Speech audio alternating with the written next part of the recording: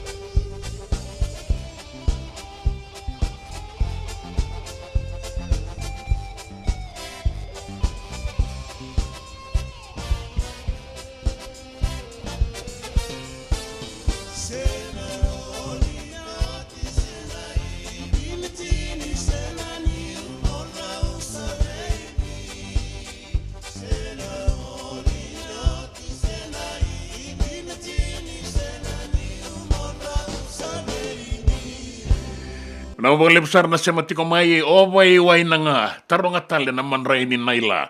To bula bina ka aliti tuin raki tola bina ana bula tola bina mandisa kere no membaletian na lematulala in daka in Aspen Medical Center maimba vata ke tosateki indabui tosateki indabui tola bina o Cho Raikanawa.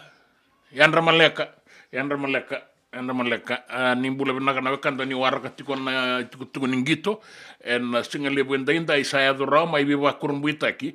En mbakitini kaono lako sombu. Rato sanganga en ralube na timini singa toka Methodist. Goveira na ngonelewa. En ralube na singa toka Methodist. E basanga bulu kaono. Senga na kai indabui lebulelin memorial. Vasanga bulu kaono senga. Singa toka medis de nganga velelin memorial. Kei na dua tela soto go na ralu betiko nga na bakitini kaono lako sombu. O New Sawa e ruasanga bulu karua andira kombau e tini kabitu. O era samara una ngole baya tiko mena boliku bina bolebu na ngumatu ruasanga bulu karua New Sawa tini kabitu. Andi da kombau school o ya na bakitini kaono la kosombu en na baka sabuitiko eni na itukutuku en nga unanga e tauri rao kineke me ra ni baka sabuitiko eni weekend no de wasini nga unango en na bata en radio Mbulando bata San Francisco e kauti kenda bata mai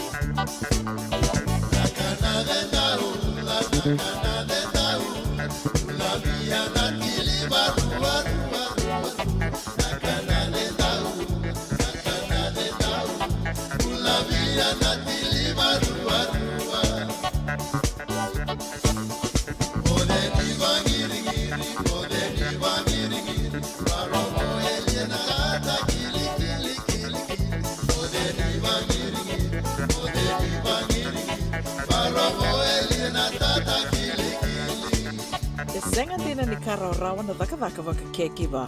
Ia endona kainda wipu ke kawaka mamanta takatuna bengaravi. O ia ke tuna kenda to kakana. Leika na dalo na bisikete na reo bata na sunbells e tinimbulu makau. We kenda to na senga tiko nindreiva se senga ni waka motoka kandau. Dren na tutu beto seaki. Erto satu wakarau na Divine Pacific Food Mart mai Sacramento. Merto talaveani na nung ni boli. Rawa sara. We tartarngayani na telefoni diwa 21 saivarua. Merto wakarotaka katalada mai na nung ni boli ena kenangona totolo tutua. Divine Pacific Food Mart. Viturua Diwa Walu Franklin Boulevard, Sacramento, California. Namba di telefoni Diwa 21 saivarua. Erto ngarapatalangan ikanale waka suburi ani nanomu yaya. Mai na nonderto stoa kina nomu mate ni katumba. Nungu chisu nungu banua. Dorongode na vima mani ono kina vitu ene kawani bugululu we kemada we California. Vima mani rua ene kawi kina tolu ene singalewu ni lotilewu we kemando we viti. E warotaka na New Methodist Christian Fellowship USA. Rongode ene Radio Mbulando vata San Francisco me kauti kenda vata mai. Ningo le mai sarapa kawito poni bertona nanda kula. Ana sota ni wakawakarau kina FIFA World Cup Soccer Ronaldolo Rosa nga Vulcava mai Colombia. Wakarawai seranga gol o kusita na katinka vita lisinga. Ana vana kaloko ene kavi artona sota tiko kina Sacramento United and Contios River College. Walu vasa Vandua Center Parkway Sacramento. Moniti o kusita na katinka vita lisinga. Ana lima na kaloko ene kavi kena Lincoln University, Charlotte College Field, Rua 5555 Hesperian Boulevard, Haywood. E sana muito koyani na ilaka-lako kina sota ni FIFA World Cup Soccer and na 2 City o kusita na karusa na lisinga.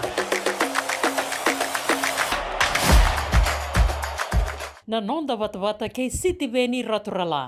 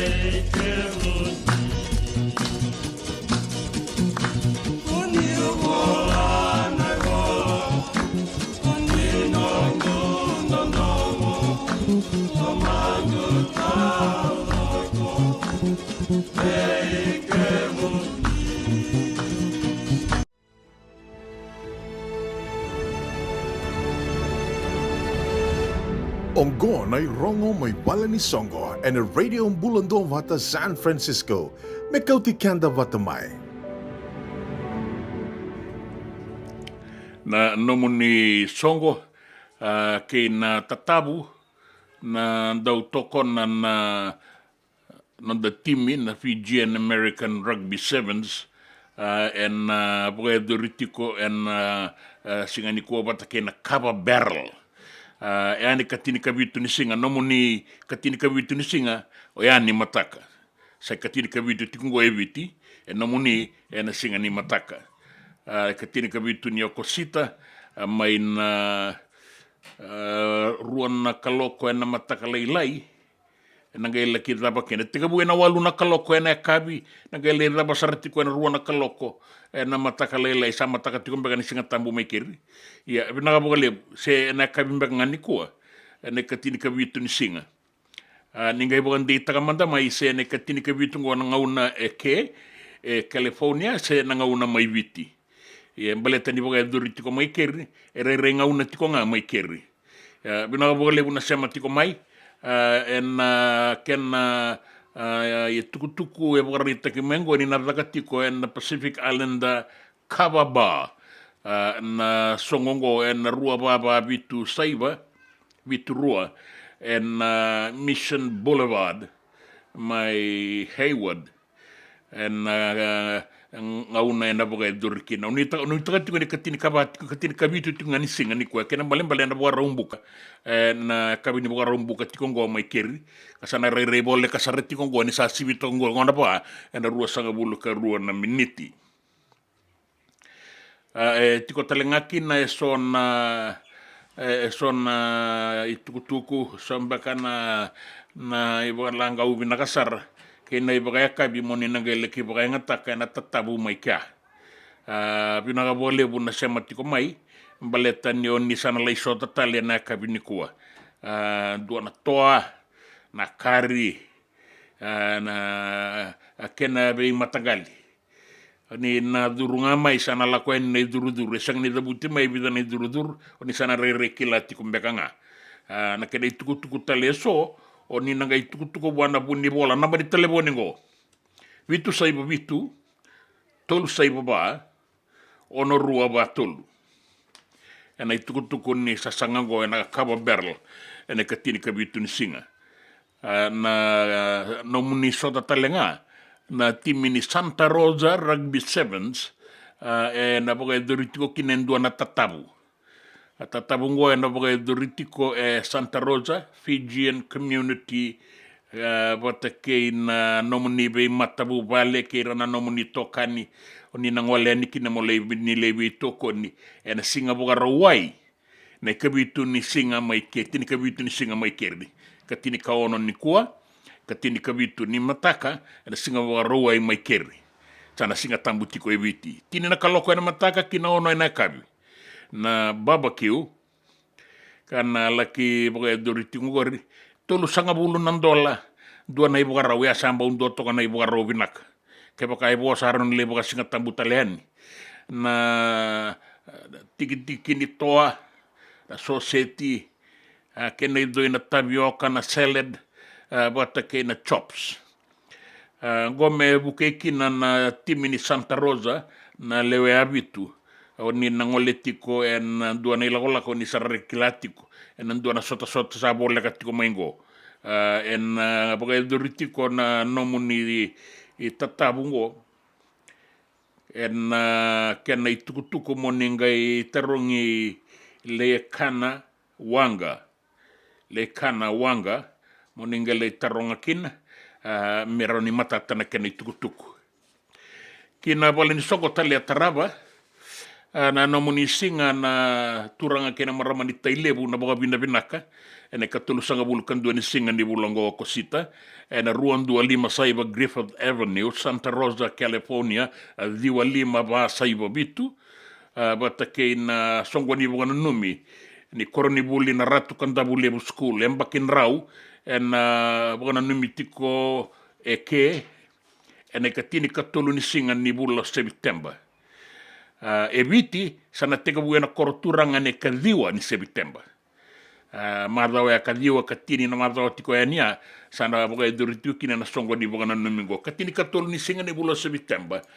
Me baleti kemuni na wakanda. Ni buka na numatiko maikeri.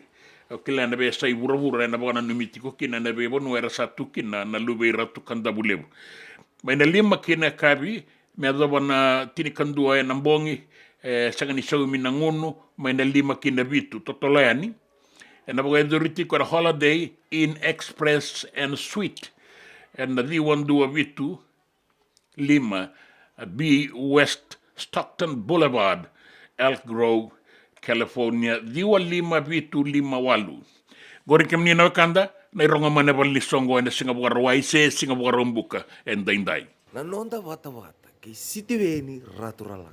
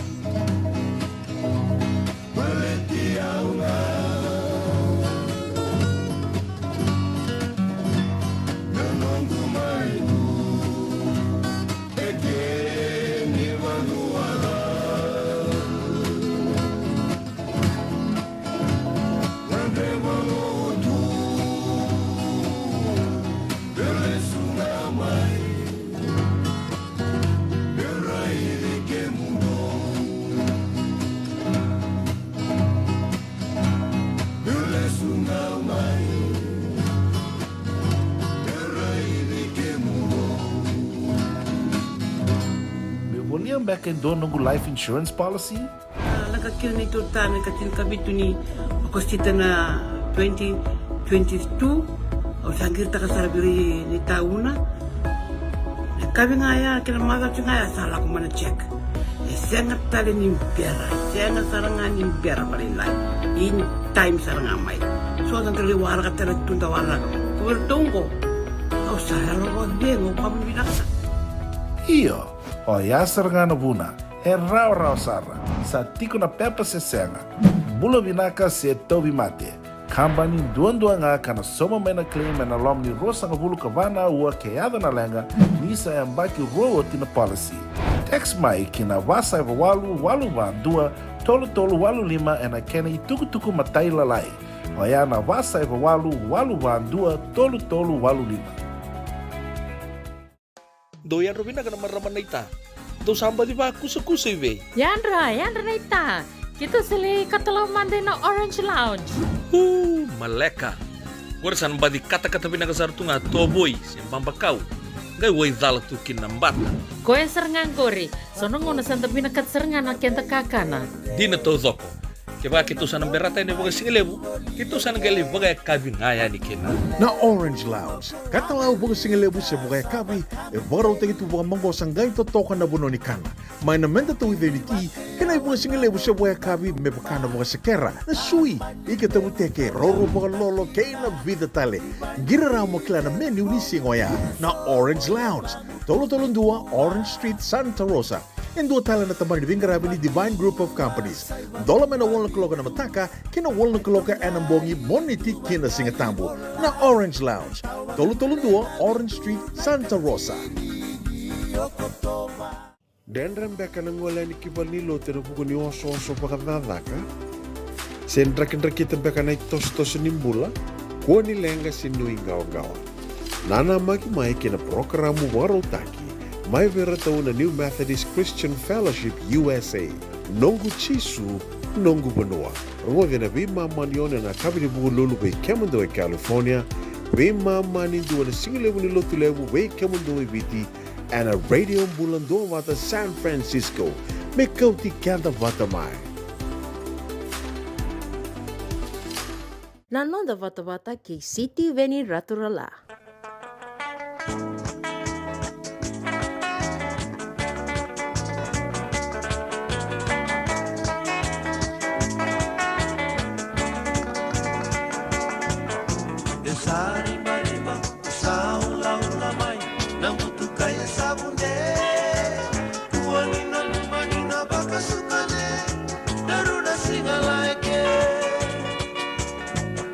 Esa rimba, esa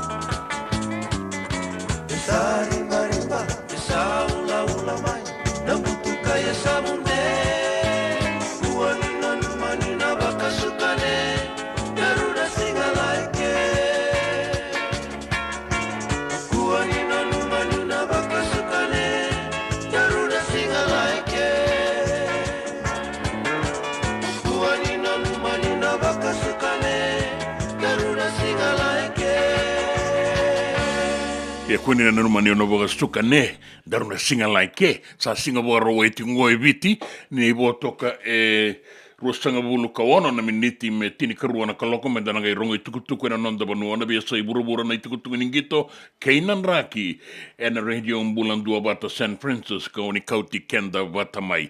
Do mbula bina kana wawata kongori ana mata ni FFI mai malau mai lambasa na wale una sema tiko mai na singa lewe ndai kaina kin Raki bina katoka mai viti e sendei kotonga na i buaroni dangi kau au na gai sarakanya na tini karua me mbaleti ke muni e na be mbaravi ke muni na nonda bian mianu na be koro mai na nonda bonu e viti. Mbula bina ka met kamelindo mbula bina ka nai lawa do bengarabi mai malau beno ti vata ke numa FFI lambasa bina wale una sema tiko mai vata ke rato na ilawa nei tui samu sino sini toraro na pono ni warong tiko mai kena bina wale di sara-sara tali timbang ngamai yang singa lebu indai chone delai la kemba malo ambula ra bagayan ratiko mengon Wakanda en singa lebu indai ya sabe be kabisara tokongo Santa Rosa en tini Errington Road Stawell Victoria mai Australia o ti tokango na baga kabi katalau eso ba kabi so katalau Pinaga boleh bune katalau sa pinaga boleh bune besuriti mai salolo matunga eni kena ngusungori na ketengo kana mai keri samai mama weke pinaga boleh bune matabu bale na lot walu batu talei o mbula binak batu talei na tiko ndo wengarabi tiko mai kena na singale bo indai ananda iwasani ngaunango endara rongo itukutu kina na tini karua na kaloko na kauti kanda tiko yani meba kana kena iwa rau kina rua na kaloko endua na kena iwa langau mendua toa na seri membaleti ke muni bina bole bina bibo tai tiko mai enda bibo lau ni taka da bibo lende bola sa boga bina bole bina da bisa mati tiko na singa lebu ni singa bua rawa enda indai na nonda ngaunai biti rua sanga bulu kabana meniti me tini karua na kaloko.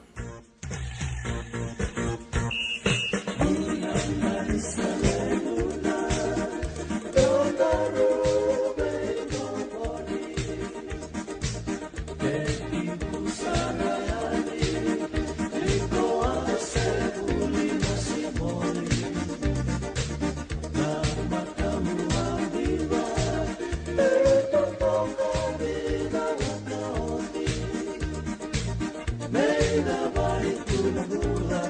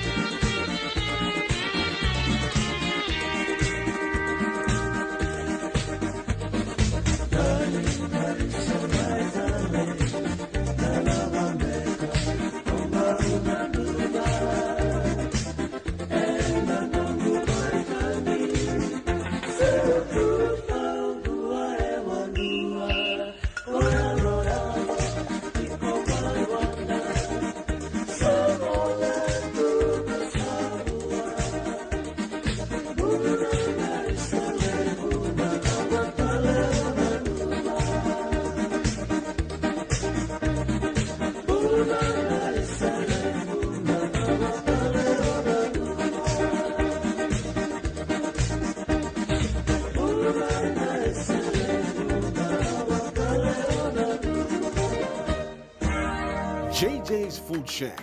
E tiku kena na kakana boka bitki me bakana kokonda. Lobo benga ni ngai kani doitu na bundi na dalo si tapioca. Na kakana boka langi me bakana steak baka eloka kena coleslaw. Wee! Na karitoa sa wadha badina na kani kanakana.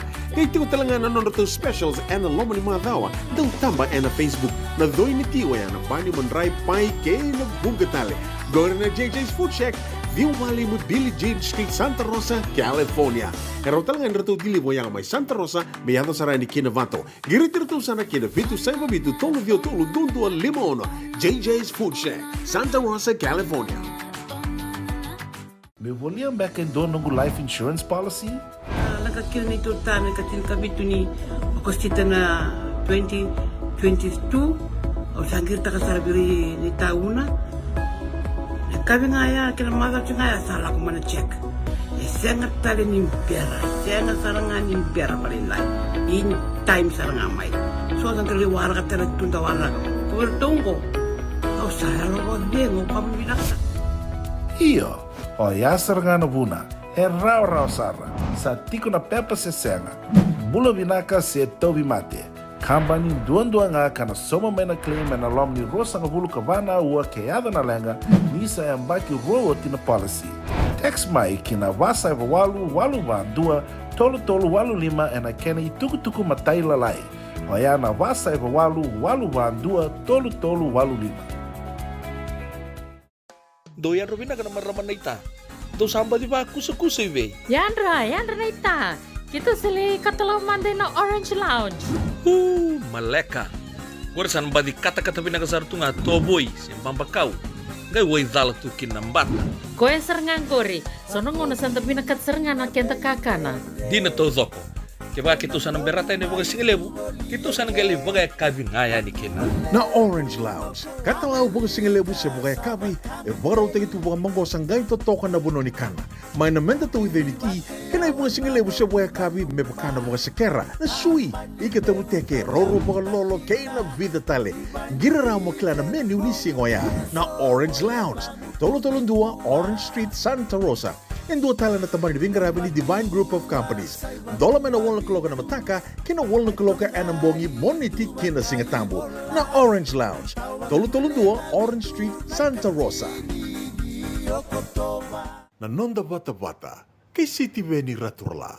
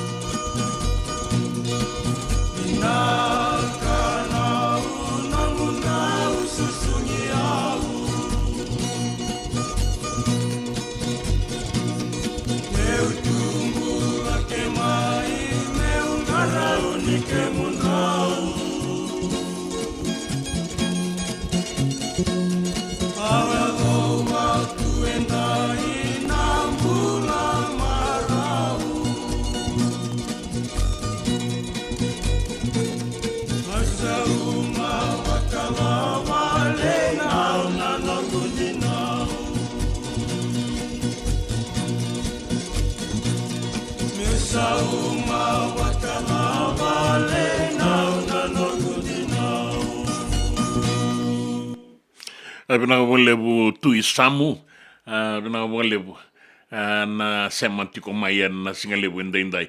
Chone endele la kemba malo ambule, wanda toka yaningo na tini Errington Road, Stawell, Victoria, mai Australia sa udi tokongo na katalauia sa udi teletongango sa boleh katala singalevu, vinagavalevu. Kada visibiti ko na rua na awa wambauta. Vinaka kereti ko yaningore na mundo matabu vale na loto walu watu Talei Lane na itiko ni beba wale take moni koso na sinu ertombo na numitale ngaki na o tadina tadi chone tiko na matai walu ni bola tangane. Be ali patien de la kemba ke rupeni wanga ni mboro tu malo ambula. Erto sematale ngama o Mateo mai tumbalebu. Me mbona numitele tunga kina ono na momo cho mai lawaki tai lebu na pono andere na va mai lawaki tai lebu talenga o Mateo mai tumbalebu sare reo di tongo na mbulu lobo se masarati ko ningo i Sydney mai Australia na volebu na vena numitiko mai rato no numitele tunga na veitina ni lalai ne Rakua Street mai Nailuba o se Nainoka o but o vaje vata kei telo do bula benak talanganda vita manila lain do tokongori me matani tombua o mare dalalanga vesi vinaka vale buna vengarabi sereng der sematal tunga mai serene tasare den sa semotimo New Zealand vata kei Australia ratul ngamen bola tangane sati go poni paten bula yanra sari rembong lebu sarti kongo ni buka rombuka mai keri ngabo bina go lebu isangai botong go etini be mama na miniti metini karua na kaloko awa buka kita katiko yani nangito sa raosa to tingo mai rara en HFC Bank Stadium mai laudala be ba kurumbuita be ira nangonelewa rapala toka na Whitbix ralube tuanga kina na singa toka Methodist we ratu ngone leo ni sawani be ba kurumbuita ke ba sanga bulu kaono singa toka Methodist sanga serangan indu na kayer to rawat main dabule bu na lilini memorial wata ke na karua ni sota New Sawa bina bole bu New Sawa ru sanga bulu karua ke andi la kombau tini kabitu kai be bole kati erto sanretani na bata ni final mai New South tu sana final New South na wakila la tungo na semi final anda boga bina kabi kemuni na itumbu na bisusu bata ke kemuni na wekanda na dua bata tikomo na singele wenda indai na bulioti ke sa singni Roma inda sabe to ko ni tunga na pononga da tiokin na o iran tikongo Santa Rosa era sabo ka sautiko ni rarongo na madala ningito sabo ka dorito ni na semifinal and HFC Bank Stadium lo ala mose se marabo saya ya sawa yo o taung bula benak sabo le ka ngakandabu ya bula benak mo wonu ni tiko ni be kemdo boga be tamani yan rua tolu ndua bitu yan apuno ndo bukarorongo tiku mikina ngori mai Glenway East Palo Alto California ke na Mission Team Trinity Fellowship tiku ngori en Matai Lombau tiku Matai Lombau ndo mbula benaka mai na itasiri ka liu taka tiku ngo o na ibuka tawa siteri marabo $30 nimbula vina kana kanda ni sema tiko mai na singale bwenda indai vina ka bole bunda vina numito mai mo ni takini nda umbula vina katiko na bonando warongo tiko mai kina warongo van indua ni lako mai keri mesala melako kiviti au sanga ni kila indina tiko esa sanga e talo lo matungani da vina numito na singale bwenda indai and radio Bulandua vata San Francisco e kauti kenda vata mai.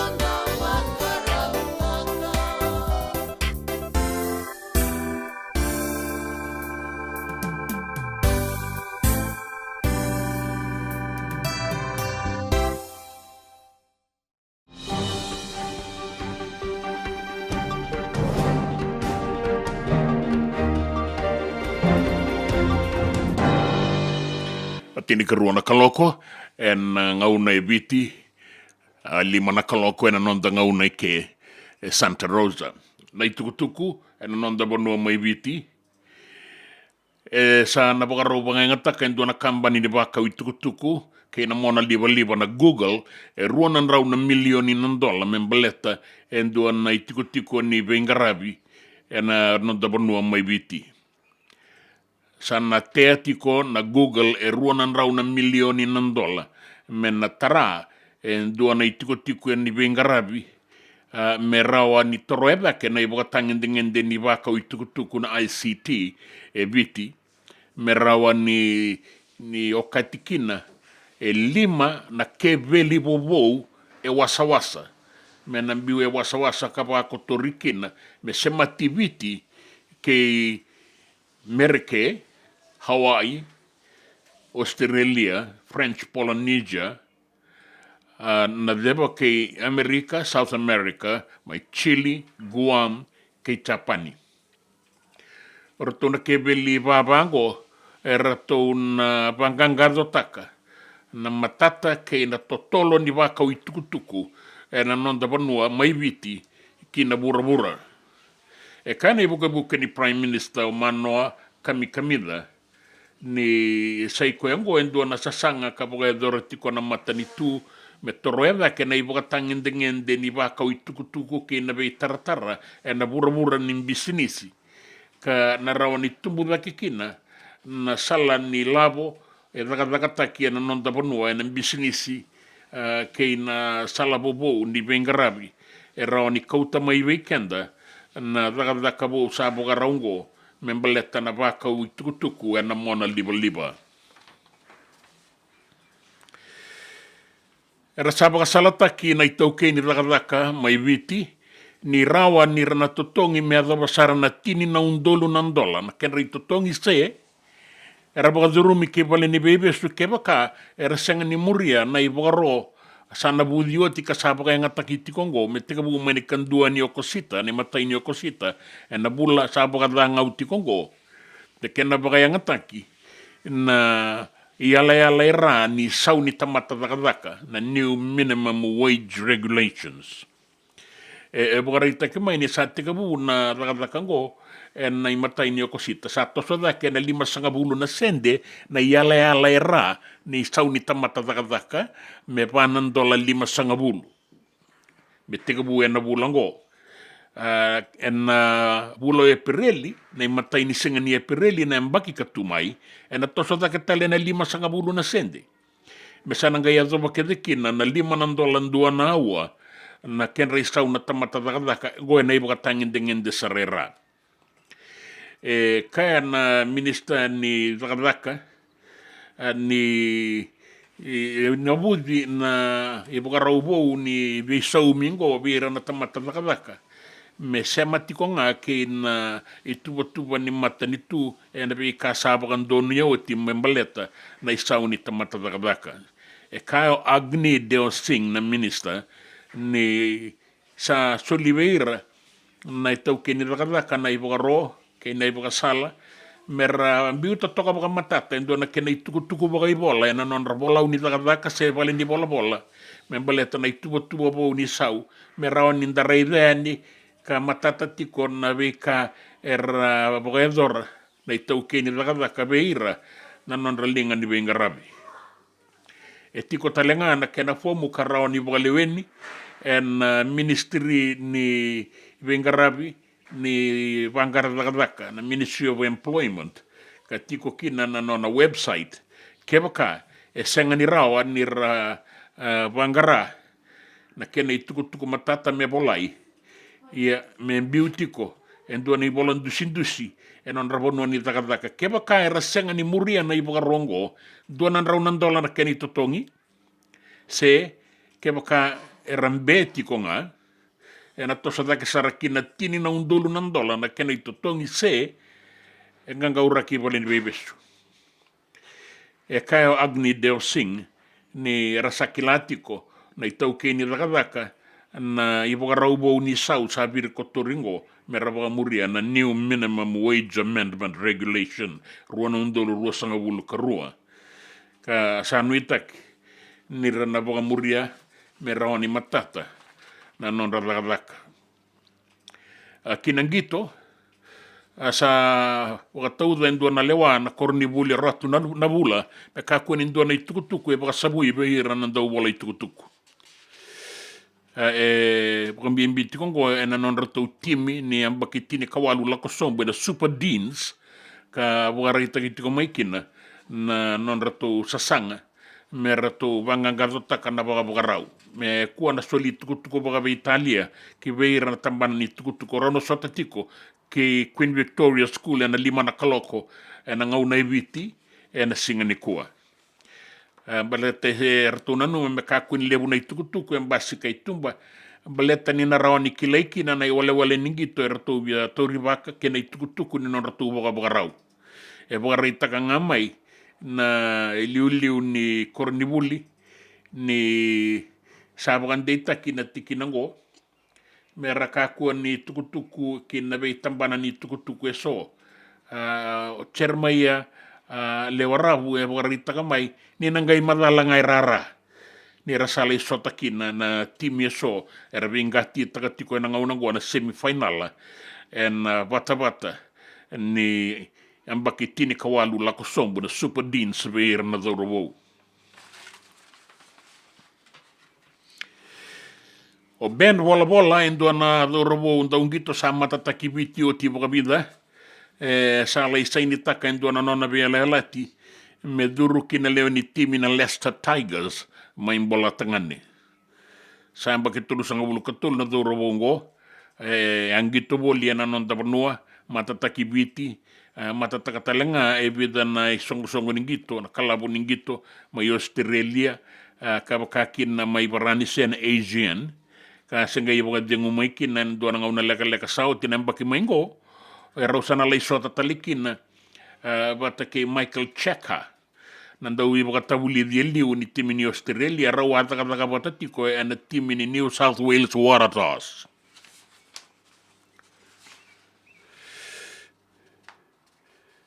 kina besa ibura-bura e bagareita ki mai en matambose ni tambana nimbula ni bura-bura na World Health Organization ni sabe tau viti kongo endo na mate mai South Africa ka tete saratiko boga totolo ngo ya dana tiko na mpox se monkeypox kon bega ngona ken ramate na mangi bagareita ki mai ni sa tete boga totolo sarati kon matengo kina bia sai bura-bura talesgo kasa ngauna menta boga raukin ni totolo tiko na mate ka nanumi ni indewa tikongo en beibonu eso mai na Democratic Republic of Congo wata ke na beibonu eso mai Afrika ka sa nanumi tiko kin mentanga rauni na buku ni matengo me bakana i sala ke na iboro ni matambose ke ibura-bura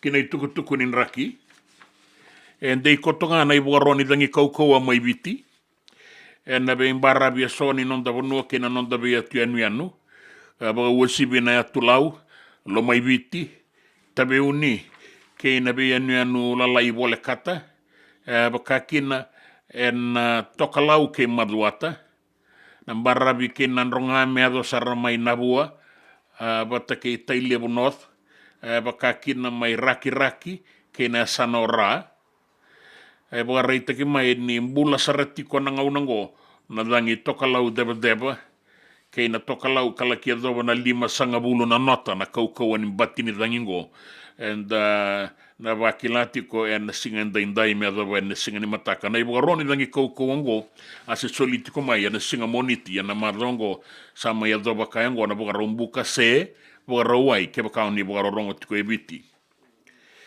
agora na ibugaroni dangi ke na ibugasala ninraki soliti ko mai me baleta na veito so ekisen dei koto na ibugaroni dangi kaukaua en non da bonua mai maduata na deba ke imbua ke na sano da konrobe na barabi ke viti lebu me teka ubu mai nanronga na bua ke suba e ke raki tai lebu ke naita siri bakakina ena bono na buke na sano na mosi raki sembera mai ena sangani be sau bole busar nan raki ena tau banga una na uda kuna lolo ka mbula sarti ko na dangi toka lau deba ena be bonu eso ka solitiko eni kinango na iwaroni dangi kauko fa exe amalele ko nganga tsporat ko le atmotero tuam kemuni na turanke na marama ngore na tukutuku ena nonda bonu na tukutuku ni raki na tukutuku ni gito ke na tukutuku ni be bonu tani na nonda bata-bata kay City Veni Raturla.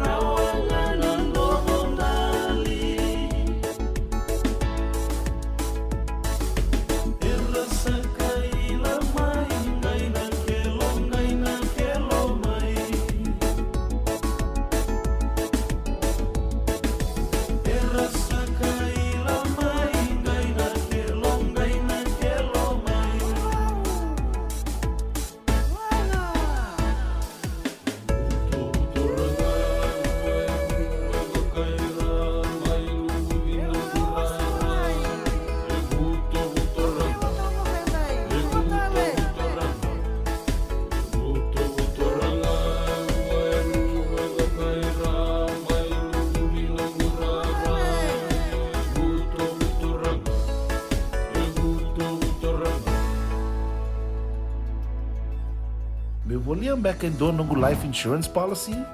Laka kira ni tutana katil kabitu ni okostita na 2022 o sangir taka sarabiri ni tauna. Kabi ngaya kila maga ngaya sala ko mana check. Sengat tali ni biara, sengat sarangan ni biara malilai. In time saranga mai. So ang taliwara ka tala tundawara. Kuwertongko. Au saralo ko bengo kabi binaksa. Iyo, o yasar ngana buna, e rau sara, sa tiko na pepa se senga, bula binaka se tobi mate, kambani duan nga kana soma mena claim na lom ni rosa nga bulu kavana ua keada na lenga, nisa e mbaki roa tina policy. Text mai kina wasa e walu van dua, tolu walu lima e na kena i tuku matai lalai, o ya na wasa e walu van dua, tolu walu lima. Doyan Robina ka naman raman na ita. Do samba di ba kusa-kusa iwe? Yandra na ita. Kita sili katalaw mande na Orange Lounge. Maleka. Warasan ba di kata-kata pinakasar tu nga toboy siyang pambakaw. Ngay way dala tu kinambata. Koe serengan kori. Sono ngono santa pinakat serengan na kenta kakana. Di na to zoko. Kaya kita sana berata ni baga singalebu. Kita sana gali baga kabi ngaya ni kina. Na Orange Lounge, katalaw buka singalebu siya buka kabi, e baraw tayo ito buka manggo sanggay totokan na buno ni kana. May namenda to identity, kanay buka singalebu siya buka kabi, may baka na buka sekera, na sui, ikatabu teke, roro buka lolo, kay na vida tale. Giraraw mo kila na menu ni singoya, na Orange Lounge, tolo-tolong dua, Orange Street, Santa Rosa. En dua tala na tamang ni Divine Group of Companies. Dola na wala kaloka na mataka, kina wala kaloka anambongi moniti kina singatambo na Orange Lounge. Tolo-tolo dua, Orange Street, Santa Rosa. Nungu chisu nungu banua. Dorongo de na vima maniono kina vitu ene kawni bugululu be kemadawa California. Be mamani ruane kavi kina tolu ene singalewu ni lotilebu be kemadawa viti. E warotaka na New Methodist Christian Fellowship, USA. Rongode na Radio Mbulando vata San Francisco, me kauti kenda vatamai. Nanonda vata kay City Veni Raturala.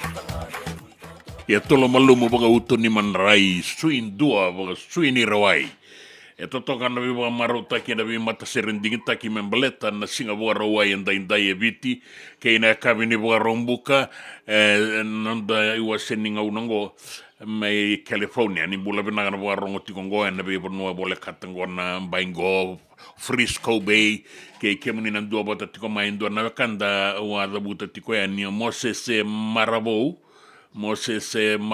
bula bina kataubu na bono na rawa tiko kina bina bole buna be semati tiko mai na singa inda indi na sar ya sawa sa bole ko kandabu bina bole rabonu inu tiko maingo na rua tolundua bitu Glenway East Palo Alto mai California ke na Mission Team Trinity Fellowship re tiko ko mai matai lombau bata ke na ibatawa steri Marabou sanji na zola steri ke mulo alipate bula alipate ratu wororongo tiko ngango e korowo mai tai lebu bina matagali bina na bina numi mai nui takeni bina tiko na raki kena binga rabi M2 wo saturu tola bina ratu io ratu ngo ratu bina numi tiko ngani be sitiri sunge dabu tiko e woti tiko ngango era na nonra bina numi tiko nga na ilawa nei siteringoro baba rai na Nandi district old scholars dola bina sotana bulinga me bango next week loloma bina bolebu loloma ko toyago Moses Marabou ke tubo en Bay San Francisco nimbula bina ka mena tabe wai nimbu iyo bula bina ka mena tabe ngola wa mena tabe wai nimbusa baka nui bina katuyani na nomuni bengarabi iyo eu sabonu nui teletungani na nomuni bengarabi bula bina ka inosi matewai dola bina seki dola bina bale bunjina ngonga Adelaide South Australia bina bale buna semati kumai na madala ningito so saya do taliti ngamai sana durda ko irasanga ngati ko sana do butira tiko ni rasana basi kasara na final ni Super Deans wat ke na Whitbix ralube na mado maingo na kena saya do rotiko mengo o ortuna do robo wirna do robo na baki tinika lima Mbakitini Kaba ni bosota Mbakitini Kaba enganga Mahatma Gandhi Memorial Lelin Memorial en kai rusanga bulkan dua ka ratu keitini sa enganga rawakina Mahatma Gandhi sana laga baken final en tini Kaba la kusombu na Mbakitini kalima la kusombu enganga Subagramma na kaitul sangabul kalima we Queen Victoria School rua sangabul kandua bata ke Marist Brothers and under 15 bagitini kalima la kosombu era tonganga na kai rua sangabul karua Marist Gospel tini kabitu sa kini balembar rasa toso tiko eningo o ira rasa toso rasa lutu bina kabole buna mai bagai tabi samba undua na rabu kala wale bu mendeza botoko mandanga mai na bata era sota tiwa kinangoni kuai no si matiwa idola bina seki na koro lebu Adelaide na koro turanga ke South Australia sea soani bula bina ka suba ngango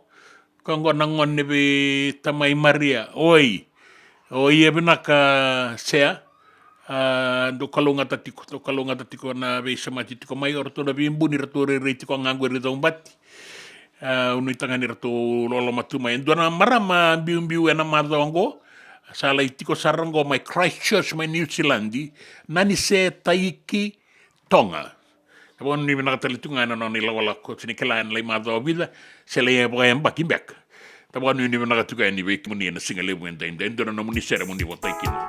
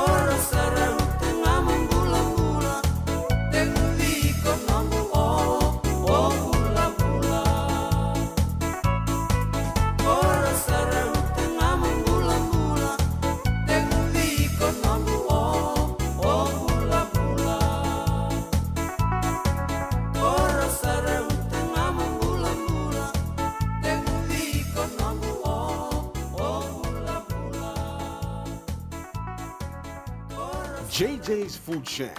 E tiku kete kina na kakana boka biti me bakana kokonda. Lobo benga ni ngai kani doitu na bundi nan dalo sa tabioka. Na kakana boka malangi me bakana steak baka eloka kena coleslaw. Woo-wee! Na karitoa sa wadha badina na kani kana. Kay tiku talangana non rato specials and the lomani madawa. Daw tamba na Facebook. Na doi ni tiwa ya na pani mandrai pai kay na bungatale. Go na JJ's Food Shack. View Valley mo Billy Jane Street, Santa Rosa, California. Pero talagang rato dili mo yang may Santa Rosa, may yato saray ni Kinavato. Giritirto sana Kinavitu, Saiba Vitu, Tolo Dio Tolo, Dundu, Limon, JJ's Food Shack, Santa Rosa, California. Me volia back in doon ng life insurance policy?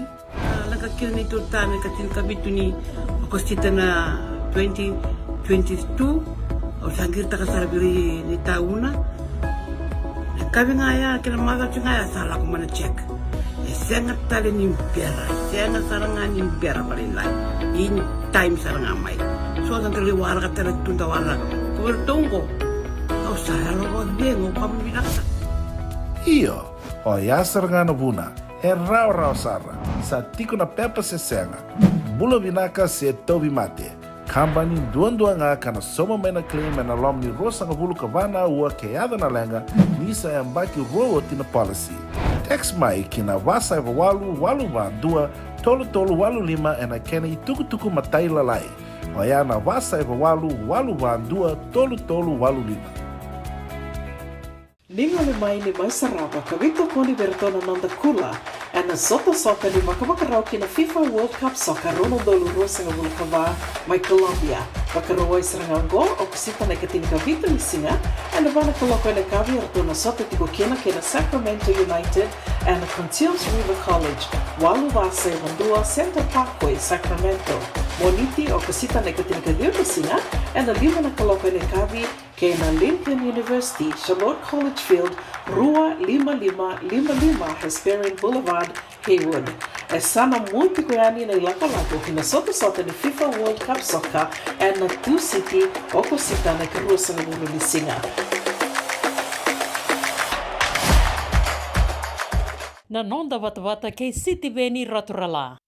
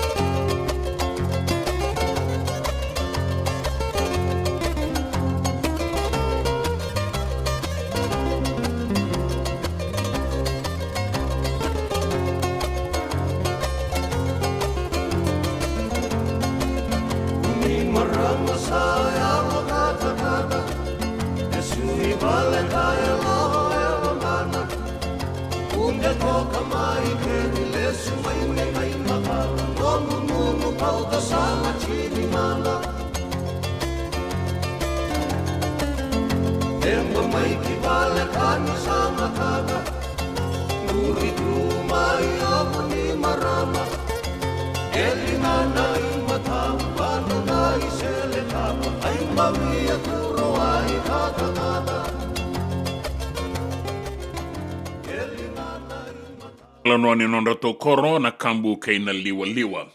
Sabo rusang ul kalima na miniti min dona kaloko na ngauna mai viti e Santa Rosa sabo rusang ul kalima na miniti me ona dana dabo na vitu bina wole buna sema tiko mai na singa boga rombuka kenda tiko ngo e Santa Rosa se warawai enda tiko mai viti e sa de tiko mai so na tuku sabo sabu tiko en na tuku ningito na bonu era sala yazo bana viti mi ni vi kornibuli irake kornibuli torodake ka boga doritungo en HFC Bank Stadium laudala na Super Deans wata kein Whitbix ralube we kemuni na wekanda oni sema komai wa bina ka we mulo alipate tangindungu matanga libena ka boleb ana we tokani na sema komai na station ni obisa korvo tailebu kein non rabe matabu vale na matadadak na obisa mai korbo te lebu kobulan duve ndabon ni tabu mate sang ni madale bale ni mbula sei vale ya banu ni binaga tikwen na singa ni ko ni singa binaga be kemni na singa ni bingarabi erto bota itale tikunga kin na ilawalawa ne saturu m2 saturu moses se vasuita okay be bono eso mai na mua boi mai le kutu mai buangona ngau ni sala tako so mai raketi me ngole sombu ki wai nunu na wa bina ka bole ni rasema tale tunga mena we kanda mena boli ko inga re rongo re bironga o miawi ugu na ro ni kuwa bina bole buna sema tiko mai ke ira rabe to koni na be korni bule ra tiko ngo na no da banua bukan bula tali tunga ni beira na mata na konverendi lo tu eselebi ti kerutu mar saya do tiko mai so kara sandu i tiko na non reidili mai no sorry so tiko ngo na sinu ke na koroturanga suba na buka binak na bia oso sar tiko na koroturanga suba na bukan no mini ambakin rau ni korni buli meratu kan tabulebu ena tika bu ene kadiwa ni singa ni bulo September au sarongo za tiko ngo ngani na buka dori ke Santa Rosa na ikatini katolu ni September ya mai viti e bagaita ke mena duana tayam bena boga duri men flea market en sedi kel ni basi mai suba me ado sarani en Albert Park en ala ki boga duri kina na kena songo en singa moniti na ikadio ni singa de bula September e bula ngindo kaiti ko kina na Prime Minister na woti nangai musu duana keke ni ambakin rau ka nangai talavi me bukai tawada duan rau nambaluni me rabaka bukadi mai an Albert Park suba me baleta na pe yamba ki taudoko santa bana numati kongo ni duan rau mai ratu kanda bulebu bina bolebo na sema tiko mai bina bolebo saki bina bolebo na nomuni vakani tiko mai na nonda ngauna ni rongo tuku baleti ratu kanda bulebu abano ni bina katale tunga ni na singa lebu ndai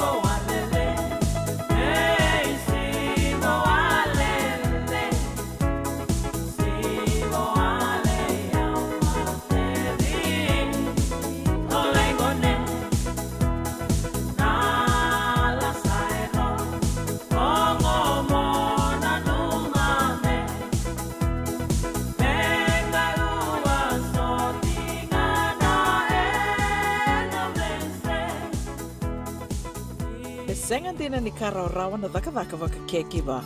Ia endona kainda wipu ke kawaka mamanta taka tuna bengaravi o ia ke tuna kenda to kakana. Leika na dalo na bisikete na reo bata na sunbells e tinimbulu makau. We kenda tona senga tiko ni driver se senga ni waka motoka kandau Drena no te tube to seki, erto satu wakarau na Divine Pacific Food Mart mai Sacramento, merto talaveani na nong ni voli. Rao sara, we tartar ngayani na taliboni diwan dua ono toluwa diwa ono saivarua, merto wakarotaka katalava mai na nong ni voli, ena kena ngona to tolo tua. Divine Pacific Food Mart, Vitorua Diwawalu Franklin Boulevard, Sacramento, California. Namba di telefoni Diwan Dua Ono, Toluva Diwa Ono Saivarua. Erto ngarap talangan ni kanalay waka sumburi ni nanomu yaya. May nanondo to stoa, kinanomu mati ni katumba. Dendram beka nang wala ni kibalilo tira buko ni oso pakadadaka. Sendra kita beka na tos nimbula, kuha nilenga sinui gawa-gawa. Nana mai kina programo warotaki. Mai veratau na New Methodist Christian Fellowship USA. Nongu Chisu, Nongu Banua. Rongo na bima manione na kabini buku lulu bei Kemando e California. Bima mani dua na singilewu ni lotu lewu bei Kemando e Viti. And a radio bulando wata San Francisco. Me kauti kanta wata mai. JJ's Food Shack. E tigo ke dikina na kankana boka biti me bakana kokonda. Lobong benga ni ngai kani doito na bundi nan dalos e tabioka. Na kankana boka malangi me bakana. Pakai loka kena coleslaw. Wee! Na karitoa sa wadha badina na kani kana. Kaya tigo talaga na nono specials and the lomo ni mga dawa. Daw tamba na Facebook. Na doi ni tiwa ya na bani manray pai kay na bungatale. Gawin na JJ's Food Shack. View Valley mo Billie Jean Street, Santa Rosa, California. Kaya talaga na ito dili mo yang may Santa Rosa, may yato sa ni Kinavato. Giritirito sana Kinavito, Saiba Vito, Tolo Vio Tolo, Dundo, Limon. JJ's Food Shack, Santa Rosa, California. Nanonda wata-wata kay Sitiweni Raturala.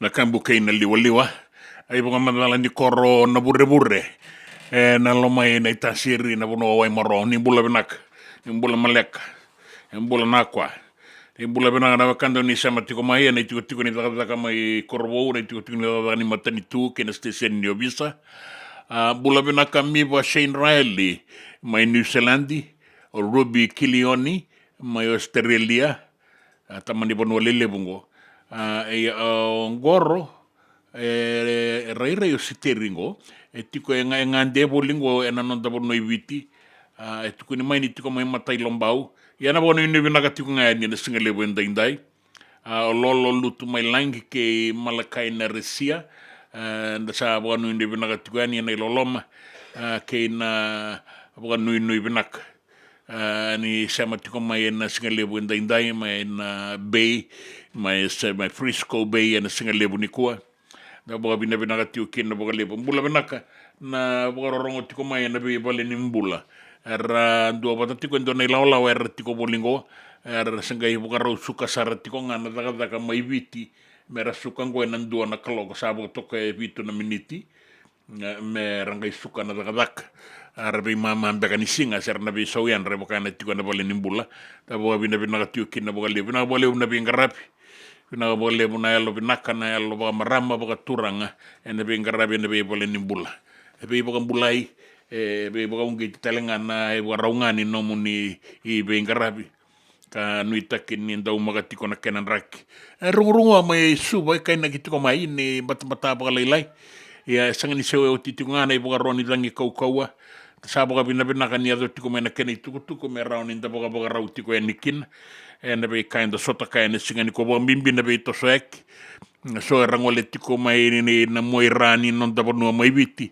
era sanga isa sanga tiko eni ngori kina rara ningi to mai lodala en singale buenda indai merangale sota kaimbe kana sota ni super deans bata keina with big ralube ni rasang laki semifinal anda be timi lele budak kerana mbaki tini kawano tini kabitu tini kawalu la kosombu na sot ni ngone buli ka boga dori tingo lebu sarna keni tuku lebu na keni talanoa na dora nga una murengo una ngai e boga sabu italiani na tuku me kuringa ni tuku ni gito sabu reta gitu yani me madala kina na be timye so era sana dambe kin final na madawa katumai kanda boga bina tiu kino era rotostu mengo na sa sabara sombe karanga isuka na daga na bi hotel na tiku ni sarbonoa arsanga ngole sombu kisuba merna bole saraba talenga na sota mbula boga tiu kino ngori bole ba mimbi ni raungi tiku kina ruana kornibuli mena sa sabara nele ya zoba tiku mandanga mengo na kota final na deans na kornibuli na mai Zubu College patake na ratu na bula rono korni buli ruango era ka ratu na bula ambau rawatan din senando na ngauna ambau tani ambaki ruano ndolu tini katolu ruano ndolu tini katolu era to andreta kina na dins era to binakata merto warita kirtu talena ambaki ngo na pata abarita kitingo mai sasanga na bimo saki wat kirando wala tuku se newspaper se radio se TV se salani tuku babanga eranu mesaka ko mandar leitala no akin baleten dengai kila ina non ribuni kene wale ningito rabaka ngataka ka cerma ya le warabu na principal ni kornibuli mai ratu na bulang gai madalanga ni rara me gai madalanga na bibo sakirara ya sabe na kanuita kini ni na tiko mai na mai buka dengo balele ni na gai toso ya ni na sarngito ni singale buenta ni tuku era non tabanua enan dua na kaloko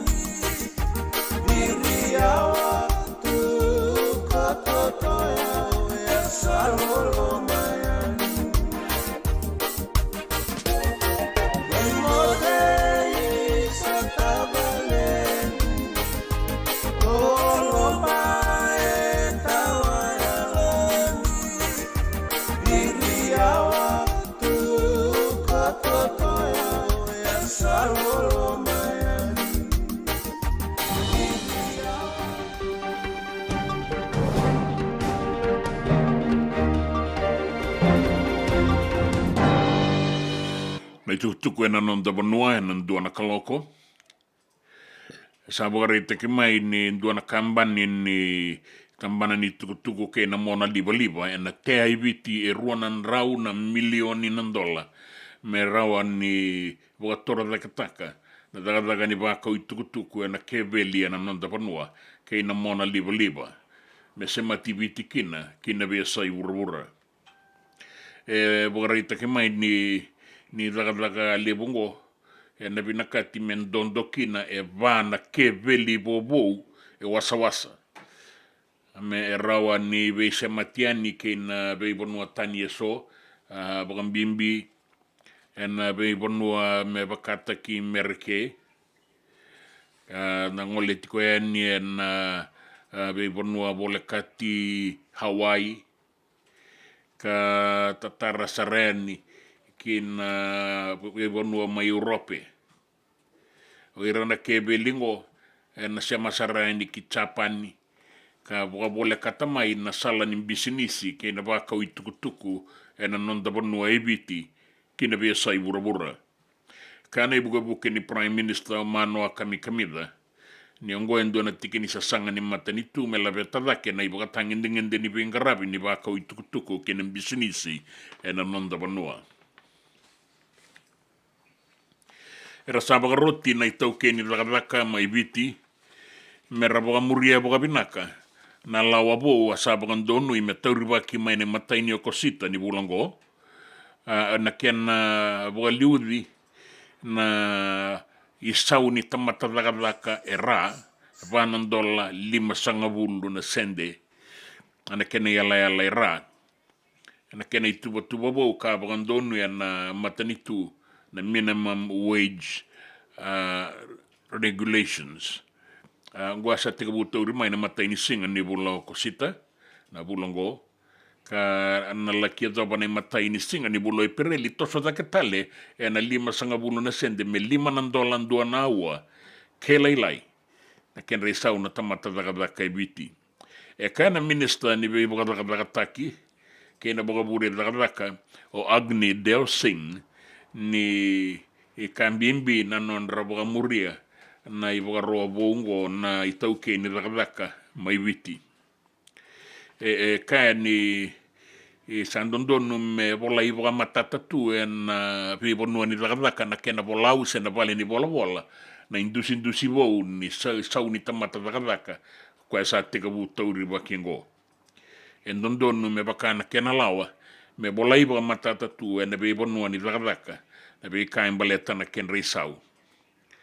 Kebaka rasenga ni muria na iboga rongo, rawa ni totongitaki na $200 se kebaka sa ambimbi sara ni totongi, ia rawa ni adoba tiko ya ni na tini na $1 se, dhuru ki bale ni bebesu. Nangito, pagaraita kamay na korni buli rotu na bula, derto sa sangani dingo mana non rila kola ko ni so na tamban ni tukutuku buku ni sota ka boga dorit kongo suba na Deans kana semifinal tiko kina ni kuwa era nanga ingito na timi ni ratu na bula ke Queen Victoria School e boga rita kama ni liu ni kornibuli a termai le warabu ni erto nanuma me se kuamanda ni se solitale sona itukutuku be Hernando bola itukutuku la kwani me rasanga le waraka ngani rara na madwala ningi torono sota ni limana kaloko ena kabini kuwa ke Queen Victoria School buli ni tu e tauretiku ni kuwa na idobi ni Deans ena ibuatangin dengo sa boga soba sala takama na kornibuli na kena matambo se vake me raka komanda ni se soli tukutuku bagalebu ki na be tambana ni tukutuku en nonda bonua mengele madalanga ni rara nangito kene wale ningito en tauri wakikina o ben bola en duana durbo onda ungito en nonda bonua en rakabi sama tataki vitioti en nabungan sota sala sainitaka en duana no koni taraki ningito kay rato na tim ni Leicester Tigers mai bola tanga na sota ni New Gallagher en bakibo salaki durusaran na durubungo salaki tegabuti ko na bagarau na pre-season en nanra wa kaukawengo na leweni timingo samba kituru sangul katolu o ben bola kan gito en vida na isongo ningito na kalabo ningito rakabi en anonda burubura en dua be rato na lewe tolu sangabulu na daungito rato wa lewe tiko ni kalabo na Asian mai barani se karto sabanga lala takingo erona lai sota tale o bola ke Michael Checker o kwa na dawi bata buli de liu ni timini Australia na Wallabies ka rauna lai sota tale ke arawa tiko rua na timini New South Wales Waratahs en andua na ngauna. Kina bisa ibura barita ki mai en matambose ni tiko mbula en bisa ibura bata ki na matambose ni World Health Organization ni nonda bura sa andone tiko ngwendo na ngauna ribbembi takikina na tete ni Mpox endo na mate sabi takabiti ko totolo sarre na ngaunango ka tebu mai ferika na Mpox gona monkeypox ken ramate na mangi na numini yang amenda baka salatak nagangaraun ni sabi takabiti ko mai na matengo non da bura-bura baleta ni totolo kasa lailai na bura-bura na totolo ni vei tosaki na numikina me sa soli na iwaroka soli raramba tiko eningo ni sa dewa tiko mai na matingo na monkeypox ka teka buma na Democratic Republic of Congo kay na vei matanitu na lomandonu kay Afrika ka na numini ndondonu menda sangangara unikina na lewe ni vanua wa mbimbi ve rebe to sa kitiko na ve vanua wa Afrika ke na konitine ni lewu o Afrika ki Amerika na vanua rebe to sa kikina na lewe ni vanua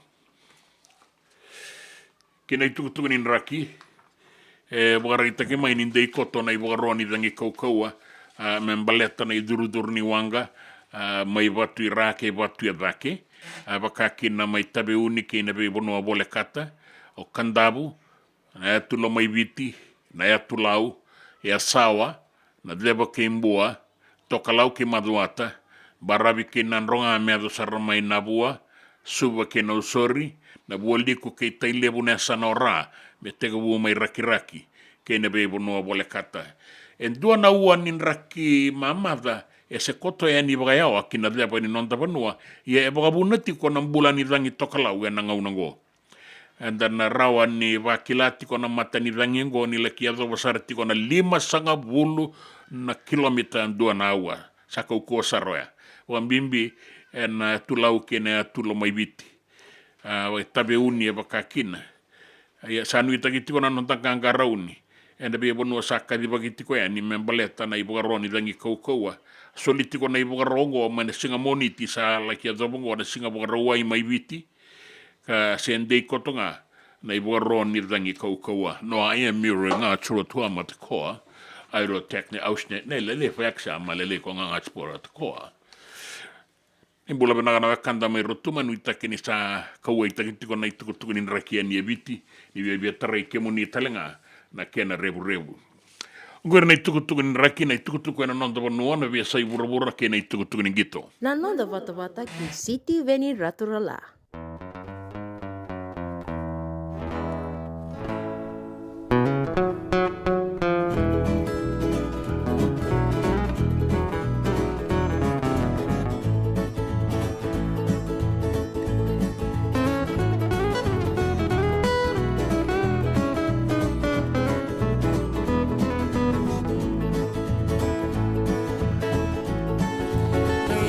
Manu, manu, re.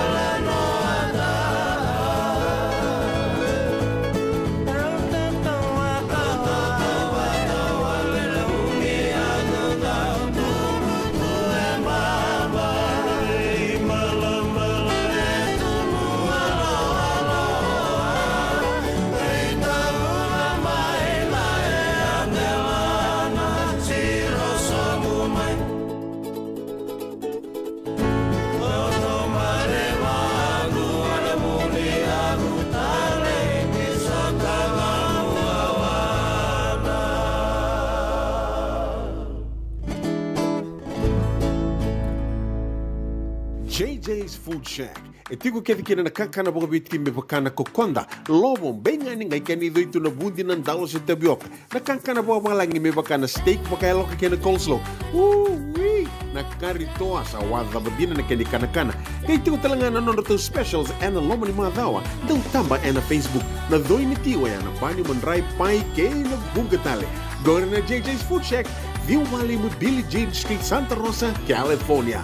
Ero talaga nito dilibo yang may Santa Rosa, may ato sarani kinavato. Giritirito sana kinavitu sa ibabitu tolo dio tolo dundu al limono.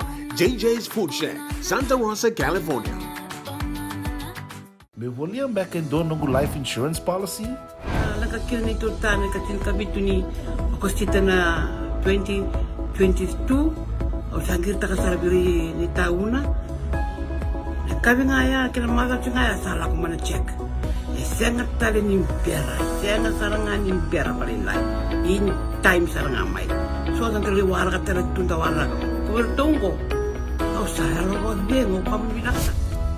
Iyo, o yasar nga na buna, e raw sara, sa tiko na pepa se senga, bulo binaka se tobi mate, kambani duan nga kana soma mena claim na lom ni rosa nga bulu kavana ua keada na lenga, nisa yang baki rowo tina policy.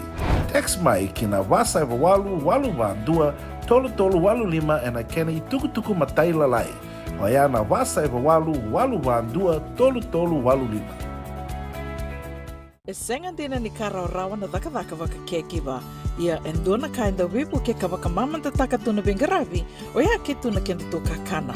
Leika na dalo na bisikete na reo bata na sunbells e tinimbulu makau. We kenda to na senga tiko nindraiva, se senga ni waka motoka kandau drena na tutu beto seki, erto satu wakarao na Divine Pacific Food Mart mai Sacramento, merto talaveani na nung ni boli.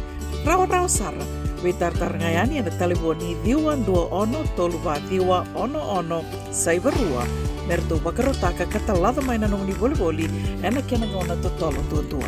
Divine Pacific Food Mart, Vitorua Diwawalu Franklin Boulevard, Sacramento, California.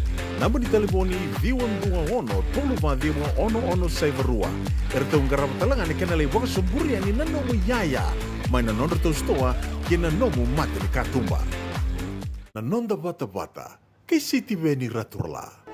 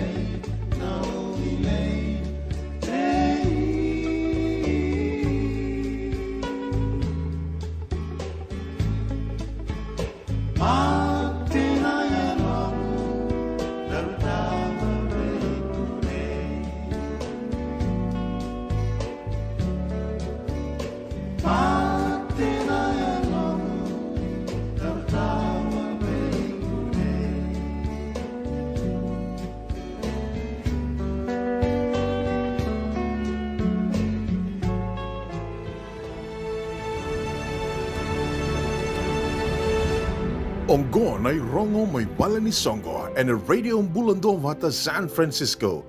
Mekauti kanda vata mai. Ake monina dau we toko ni en timini rakabi le abitu en dua na tatabu en aboga doriti Kongo e Santa Rosa en kabi en daindai nui takini na raon inda ngole anikina na baulei we toko ni tu en non rangito na wekanda ira na daurobo ira matatagatiko na non da asas na boga doriti Kongo en na singa boga rawai na ikatini kabitu ni singa au ni au lawa na eni tukutuko nga e doriti Kongo na singa boga rawai ni katini kabitu ka nuitaki ni onisakilati ko na kene loko tika busar tinga na tini na kaloko na mataka la kia dobo na ono na kabi boga bine bina gatiko be kemuni na kanda e raoni oni to soeni kina tatabungo me atulu sanga bulu toka nandola dua na iboga rau ya sa tiko saranga kina raoni tauri kenda tu na kabi ni boga rau la kia dobo na singatambu na chops na toa na soseti na tapioca kei na salad na ngai muria tiko ni sa tiko tau doko saranga kina dana boga bina bina kani ndaroni lai sema tiko ni kina na tolundua limandua na 4th Street Santa Rosa California diwa lima va saiva diwa abe kemuni na bekanda oni na nama kitiko membaleta na solebu ni boga bina binaka membaleta na singa kei tailebu na boga edore ni katolo sa bulu kando ni singa ni bula okosita ka na boga edore na ruan dua lima saiva Griffith Avenue Santa Rosa California diwa lima va saiva bitu uba mandala tagatiko ni na songo kei ratu kanda bulebu na bwana nomini ambakin rau ni korni buli mai ratu kanda bulebu ne katini katolu ni singa ni bulo September ena bula katumai enda nangaila ki sota ni kina mai na lima kina tini kandua na loma ni ngauna mai na lima kina bitu enda rau ni ngunu ka sanga ni saumi boga doriti kona nonda songo na Holiday Inn Express kina suite diwan 2 bitu 5 ba West Stockton Avenue, El Grove, California, diwa 5 bitu 5 Ko ngore kemni na tunanga kina marama we kaso enda na magati ko na nonda sota ena nonda baleni songo. Na nonda wata wata ki sitiweni raturala.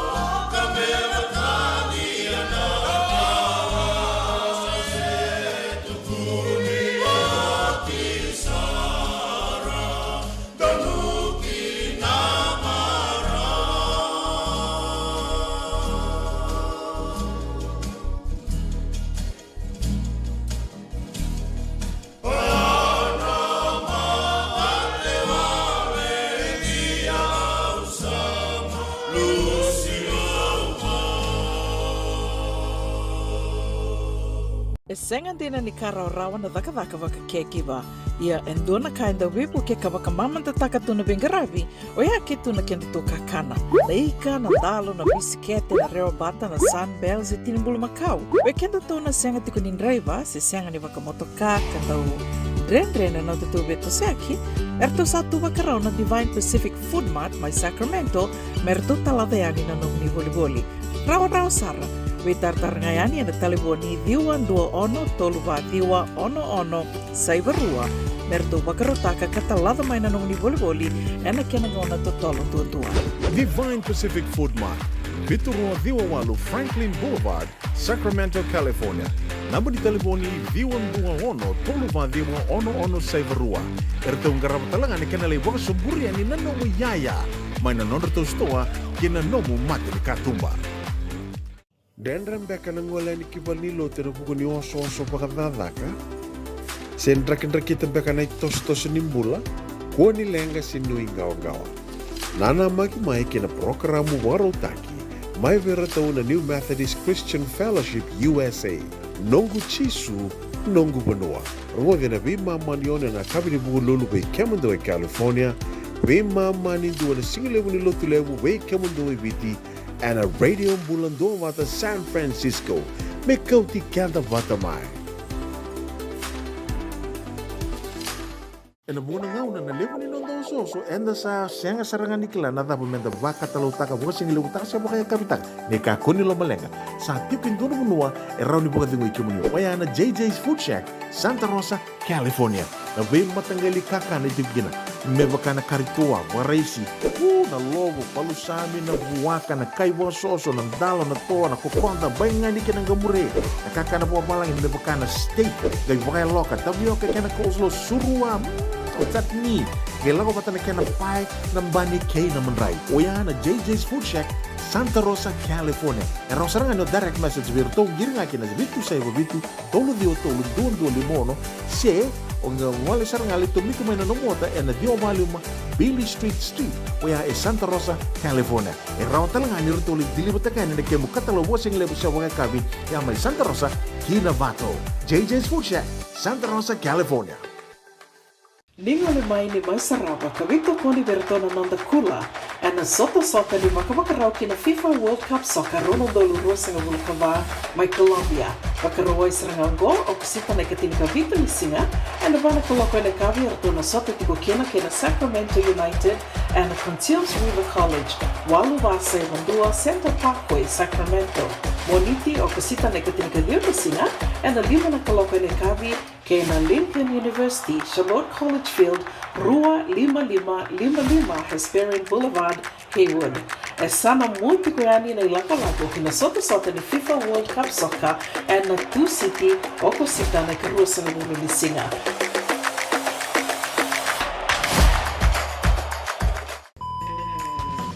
Binakabakalevo ng daw siya matikumay. Binakabakalevo ng daw aseti ko na nanda to vata-vata na Radio Mbulando Vata San Francisco may kautikan daw vatamay.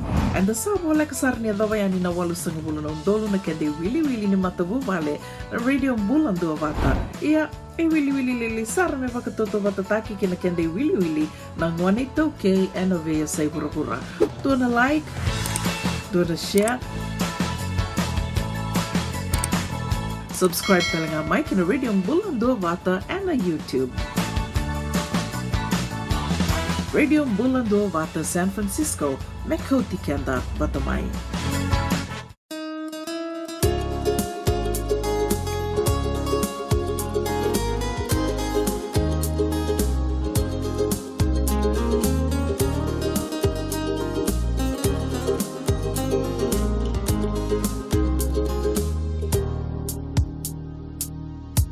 Talanoa takamanda nanongu beauty nei to meu sangole sambuyani dina mukalong leuni mateni nakasoru kena gogolo dau perai vossa na bulong rausa mode ko akani sikei mala no builo lama isale modau ilinga wale na rausa mode ko akani sikei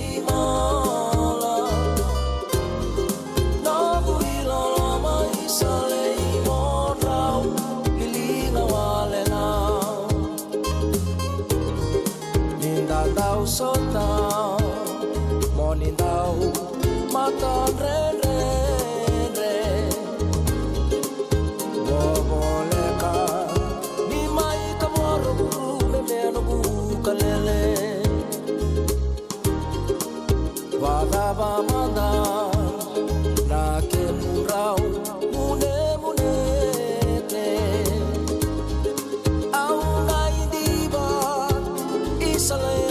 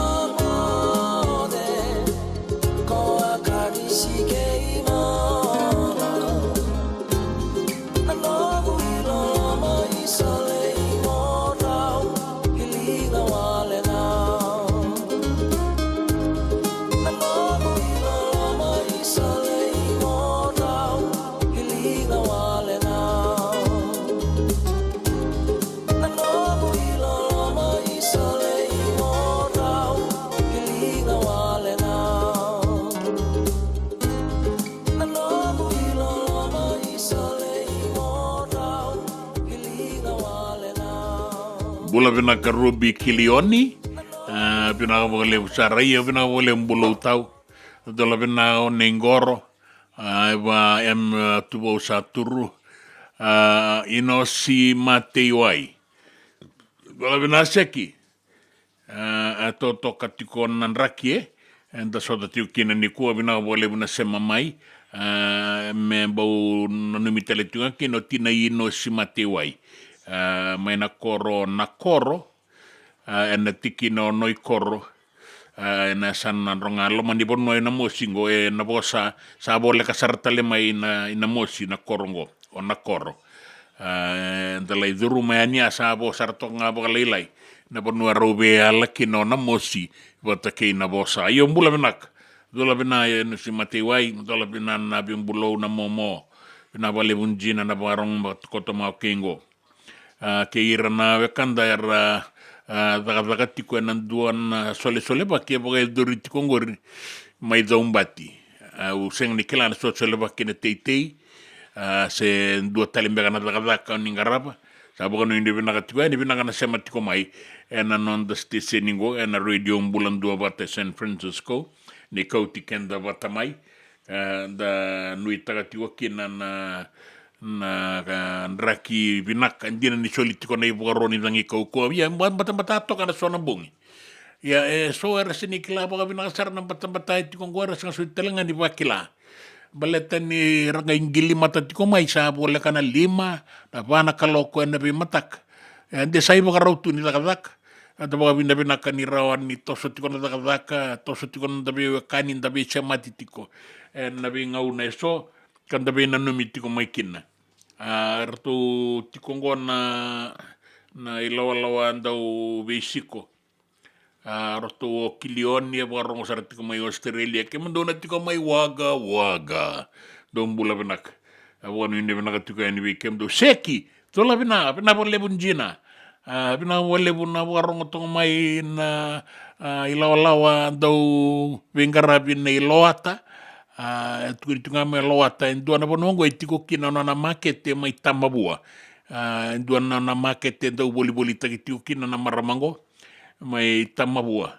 au sanga nikila tamabua bola kambega mai mid road en duana bonoer tiko kina o irango na ilawalawango nei bula bina loata apa nui bina tiko ni rawani otina iboli ni sembera ni lutu somuna kabi me karombo ni boto kongo rua sanga bulu karua na miniti me bitu na kaloko na ngauna ke Santa Rosa mai viti o rua sanga bulu karua na miniti me rua na kaloko ndana dapa na rua ka nuita kini toso binagati na non da bengarabi se itabida banganda ngarapa na singende vi reso era nanuma toka merangai toso yani yo se toso tiko nangito en HFC Bank Stadium mai suwelo dala era osota tiko yani na itubutumbu na dauni beiso su na bulioti na bei korni buli na makitiko ngango na non rausota na timi era unangai basika kina finala ni rausota tiko ngo ratu na bula bata ki Queen Victoria School ratu na champion in the Deans en sanakandua na sino bata ki Dhubu College en bagay be so era kat ko mai era unangai final nga na timi menasa sa bagara o Dhubu bata ki ratu na bula yo ento to kana vitala no ngor era to ka ni na sino ngori sambo andrenga sambo undo na vitala no binaka endina ke bakara be mbole ito ka ni ya kenam bula ito ko bir nando wito koni sanga sutimbe ka bir nangito o iranga nando wito koni so to na kenam marama so na bumbu so na tutu era bingara bitiko yani batin rara ko ngona kenam bula na kenam vitala no buga dorito ko yani ko ya kalungata na sarangito kalungata bir nangito daga binaka ni beweka ni nangito ni takininda na lesumelo dala na alo binaka alo baturanga alo maram menda bito koni kina bira na lumenda na sota ni Super Deans watake na Whitbix Raluwe.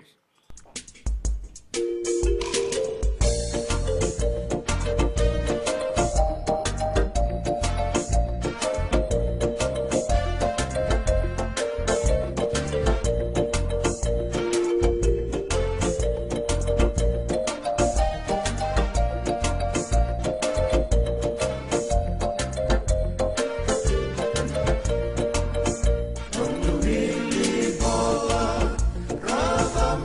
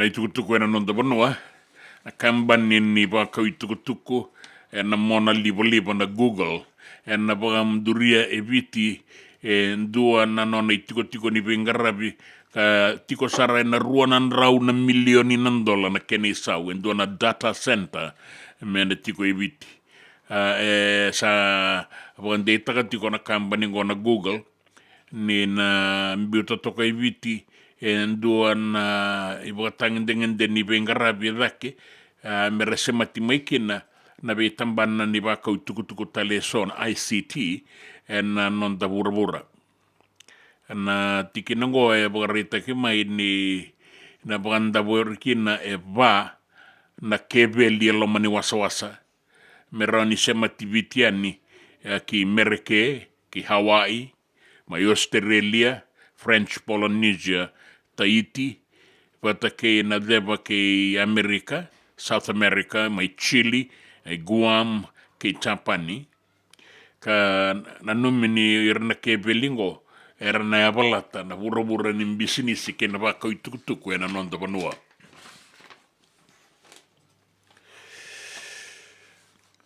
ndona itukutuku bagande takimai ni sana rauni azo basara na tini na undolu nandola na itotongi ana soli beira na itauke ni dakaka ke baka erambeda na ibuaro ni sau a sabir kotori me tauri waki na itikabu ni bulango o kosita.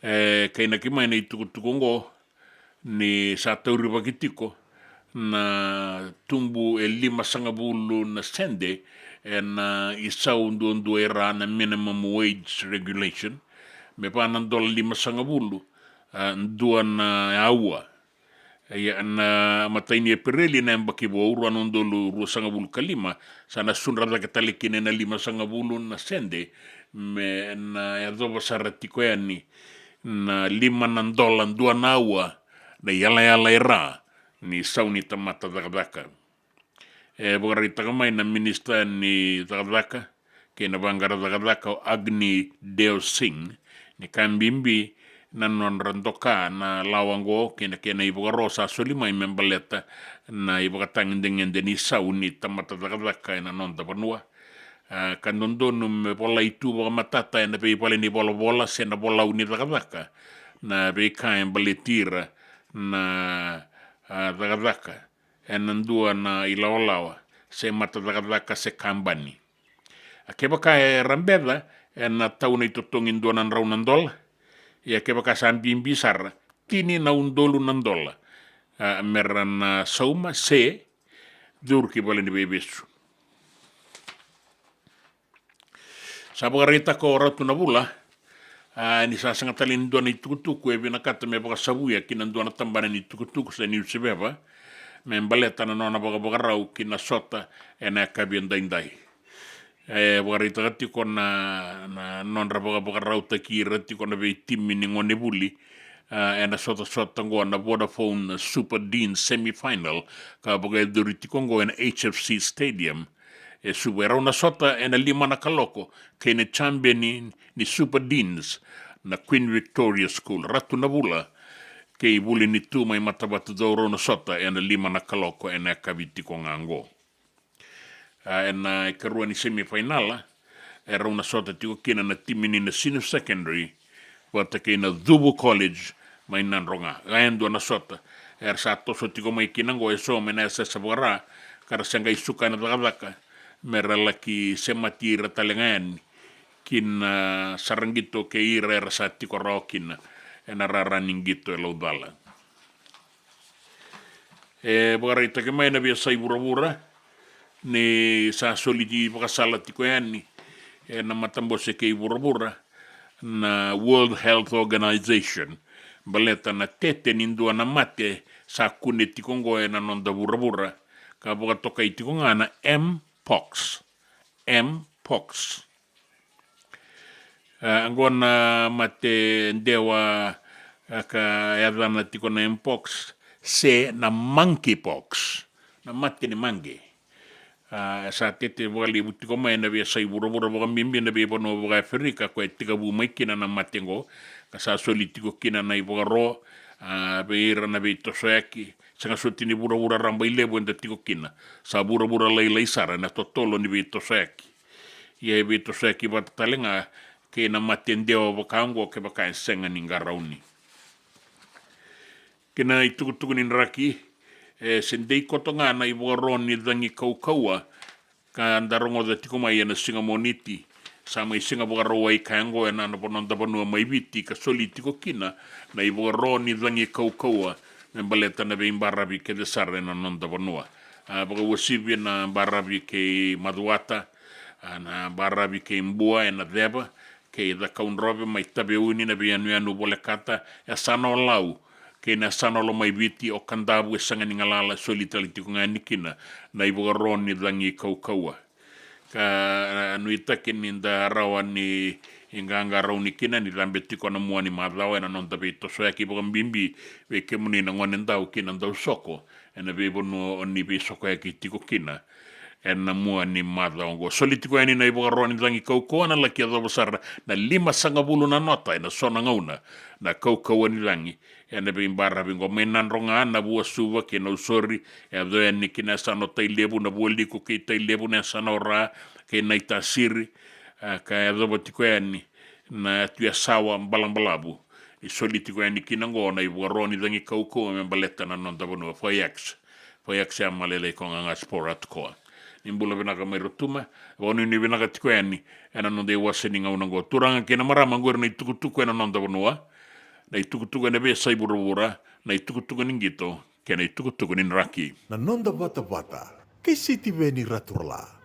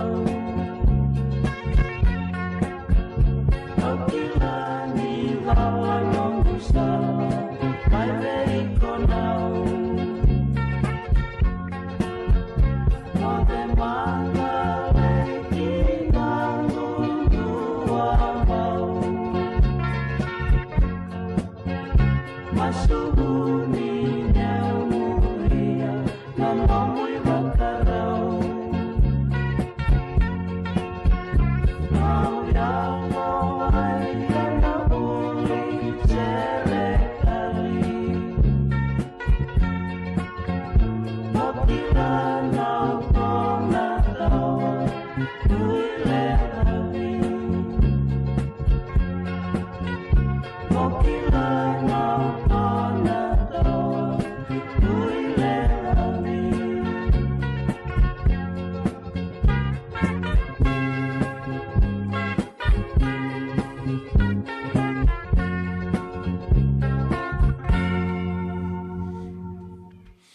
E pina wale bustara na sema tiko mai.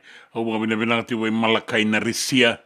Wata ke amani Soro Coverata. Pina wale buna sema tiko mai. O Melindau. Kai Andra. Rato bota italetunga nikina. Na soyangwana tiko boka singalebu. En bu nimbitu saivo maira. En singalebu indende sandina.